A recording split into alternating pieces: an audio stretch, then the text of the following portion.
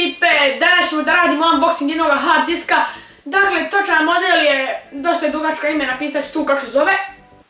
Dakle, već ste vidjeli, Toshiba je od 1 TB, pa da krenemo na sam unboxing. Što smo dobili, naravno, tu je moja adresa. Evo, ovako samo da vidite, odnos iz Express. Dakle, koji me to donio na adresu. Naručio sam u centru Hype. Ops. Evo, vraćam papirčić. Dakle, tu je još nešto.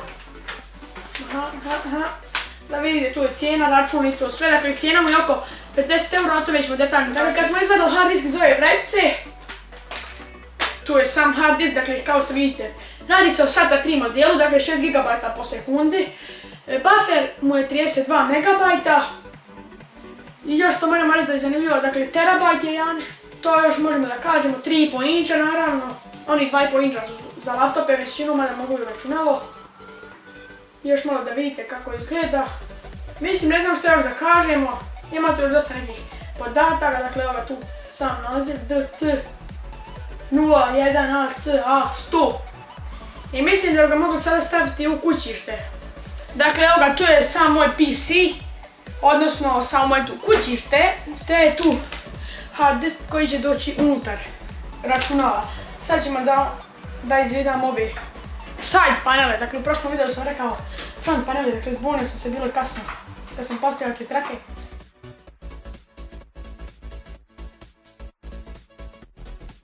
Evo ga, dakle tu je pogled na moje kućište, no prvo će nam trebati prije postavljanja ovaj tu Z5 Series Accessory Box. Dakle, unutra se nalazi za hard disk da ga možemo ugurati. Da, maknemo šrafove.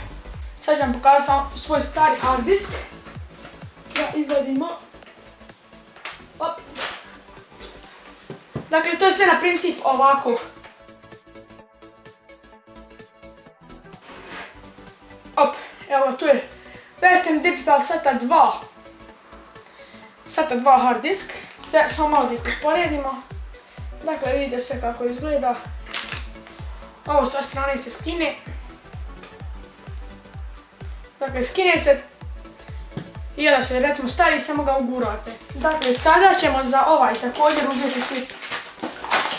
To sa strane se dođe, ne znam naziv. Dakle, evo ga. Tu je za hard diskove. I sad kako radim, ops, pade mi. Tu je hard disk i puno ljudi griješi, stavi ovako stavlja hard disk. I onda odavan prolazi kablove i ode uštekava. Dakle ovako, ne, tako se ne radi, već unutar. I s druge strane zakvačite. Dakle uzmete ovaj tu, ovo tu što nema imena, stavite i pritisnete. I evo ga, jedna strana napravljena. Tako isto i sa drugom stranom. Pošto je ovo kućište na princip sve bez šrafova, kao što vidite i ovdje na ovome gdje su čitači. Sve da, i samo ga gurnemo. Evo stavit ćemo ga recimo ovdje. I gurnemo ga unutar. Evo ga, sad je on unutra. Stavit ćemo i stari. Sad idemo staviti tu kako da, ne. Evo ovako da budu razmak jedan. I evo ga, tu s 2 hard diska. Sad moramo.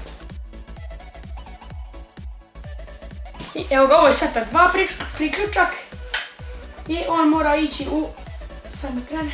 Da provjerimo da nešto. Da, to je sve stekano, ops. Dakle, ovo je SATA 2 i on ide u SATA 2 hard disk, ali to je ovaj dole. Western Digital. I tu štekat ćemo. Evo ga, sada kliknemo, mora se čuti. Dakle, tu smo uštekali ovaj. I tu su nam također ovi za priključiti na struju, o kojim ćemo kasnije. I također sada bi se trebalo osloboditi ovoga za hard disk od napajanja da dovodi struju. I uštekamo ovako jedan gore, tu ovaj hard disk, novi i jedan u stari hard disk. Aha, dakle, te ovako rotirati i ubali smo do kraja. Sad nam treba još jedan SATA priključak da priključimo i vraćam se po njega za sekundu. Dakle, evo ga, trebao sam uzeti svoju mačnu ploču. da iz nje izvučem jedan SATA priključak. Evo ih tu su. Ops, nađem sa strani. Dakle, tu su ovi SATA priključci, tu srećom imam škare. Ovako odsjećemo. Uzmemo jedan priključak. Jedan stavimo sa strane i evo ga. Ovako, prvo što sam zamijetio da je dosta malo, kratki su, mislim da ne znamo će li uspjeti, nadam se da hoće, u stvari hoće 100%. I odredim gdje, evo ga tu. Op, uštekan, čuje se klik. Dakle, da vidimo sve dobro uštekano, da. I sad dok jednu nažem da proturim samo s ove strane i uštekam, dakle sad ću vam to demonstrirati. Op!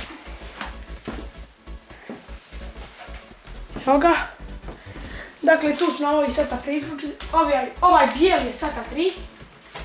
Sad ćemo tu uštekati SATA 3 logično. Evo ga. I ovako bi to trebalo ići, da. I tu ga uštekati. Sad ovaj predstavlja problem pa ću ga uštekati. I uštekano je. Vraćam ovaj nazad. I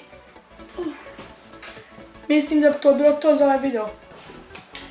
Dakle, hvala što ste odgledali ovaj video, sve smo napravili kako treba, sad jedino nam preostaje da uključimo računalo. Prebacimo na njega pošto je ovaj dosta mnogo brži. I to je bilo to za ovaj video, nadam se da vam se svidio, ako vam se ipak svidio video, stisnite like, ukoliko nije stisnite like. Ukoliko me želite zapratiti na bilo koji način stisnite subscribe.